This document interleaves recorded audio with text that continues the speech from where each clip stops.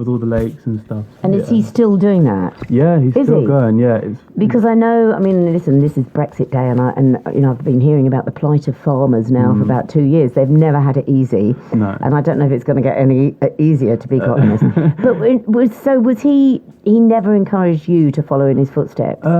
It was weird because his dad was a banker, and he went on to be a farmer, and I'm a musician. So it was always like encouraged, do what you want, basically. Yeah. And I think, that's really important. What was your instrument of choice? My instrument of choice? So I played quite a few. So my first was a clarinet.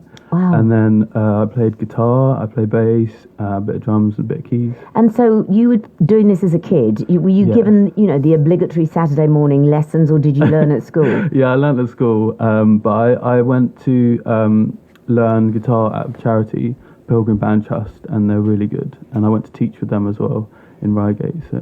And that then led you, obviously, into working in the music industry. Yeah, so I was very fortunate. I was coached by a band called Morchiba, who were from the 90s, and they encouraged me to work in music, do production. I played in loads of bands, and it was great. And I only know from, I interviewed a lot of people in the music industry. My musical knowledge, that's why there was no look of recognition when you mentioned that band. But all my listeners will be going, oh my God, I know that band. I'm absolute rubbish. Okay, cool. But I know that the music industry can be very ruthless. Yeah. And I'm wondering, and I said, and I don't want to probe too far into this, but you said you had to sort of confront your demons at some point in your life. Was that, do you think, down to the industry you'd been working in? Yeah, so I moved to London when I was 18. I really wanted to get a career, and so I found a studio job. My dad knew a guy, and I started so at the bottom, making teas for people as you do, and and then continued, but unfortunately the stress and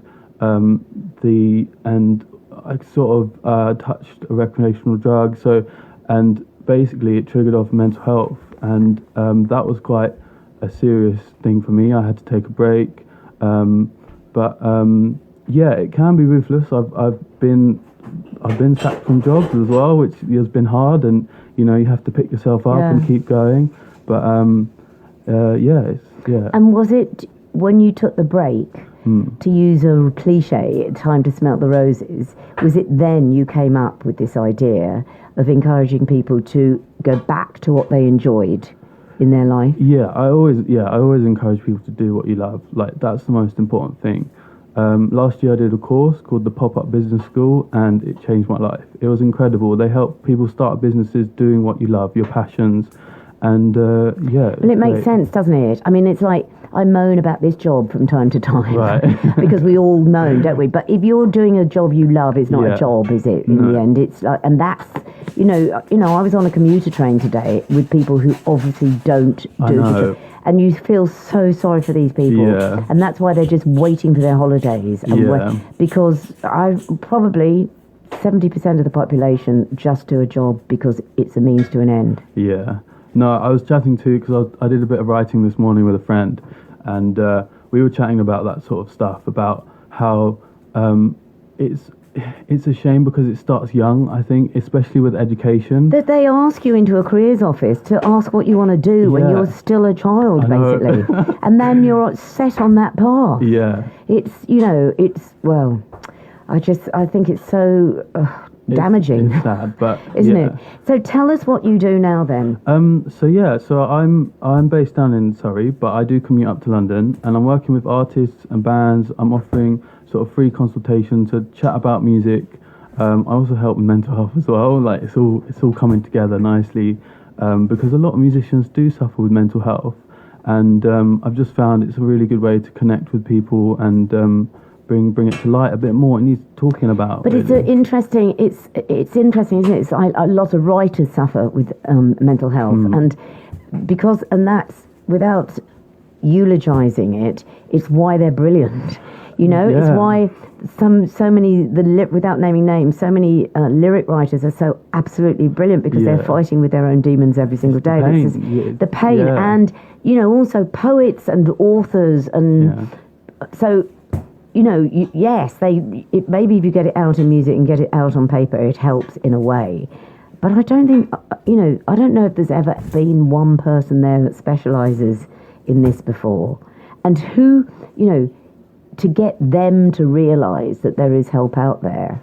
Because it's also quite an isolated industry. If it's you that's creating. Yeah, it's starting to make traction. So there's like a charity who have a specific line for musicians that are suffering from mental health. So like touring is a big one. Like touring's a hard thing, where you're on the road constantly, you're flying, you don't get home late, you can't sleep. And just hotel rooms. I mean, if anyone stayed long in a hotel, I always say, because I love hotels, and I always think any length of time, you think, God, I'm going out of my head here. Yeah. And you understand why the old rockers would throw television sets outside. Because it's so anonymous. Yeah. It's you need that home. You need home, really. And support and family and friends are so important for mental health, because I'm so grateful that I've got great support. So do you wish there'd been someone around offering this to you? Sort of. It's been such a magical journey. The people I've met now who have gone through similar sort of things, it's refreshing and it's nice to be able to connect. Obviously you go through tough times, as you do, but without those tough times, it doesn't make you realise what you're grateful for. I do a thing called 10 grateful things. So every time I wake up in the morning, I say 10 things that I'm grateful for, and that just switches the mindset and it gets you in a different light. I'm very grateful.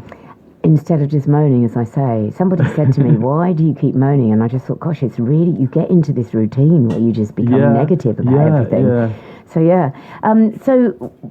you're offering what? I mean, it's obviously people need to be on the course to understand what it is. Yeah. But is it mainly musicians that you're appealing to? So artists. And that's all artists. And that's not, because we have loads of people who listen to us who are amateur musicians, who are and some who are professional, and some are hugely successful. So is it all walks of that world? Sort of all walks. I'm focusing on local artists, but that is London and Brighton and Surrey. So. And is this a one-to-one thing, or is it a course? No, it's not a course. So I help with the production of songs. So I play a lot of instruments. So I help produce a song, basically get it sounding ready for radio, to be played on radio, to get on Spotify, that sort of thing.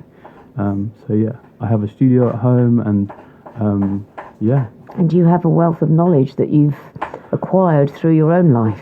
Yeah, experience. Right, there will be people listening who think, okay, I would like to find out more. Mm-hmm. How can they do so? What's the best way of finding you? So I'm on Instagram, so you can find me, Jamie Music Producer, and I'm on Facebook as well. And social media is probably the best bet. What music do you listen to? What music do I love? At the moment, so a lot of trip hop from the 90s influenced me a lot, and at the moment I go through phases, but indie music is probably my fundamental. And can you, when you hear a track, can you like troubleshoot it? Can you?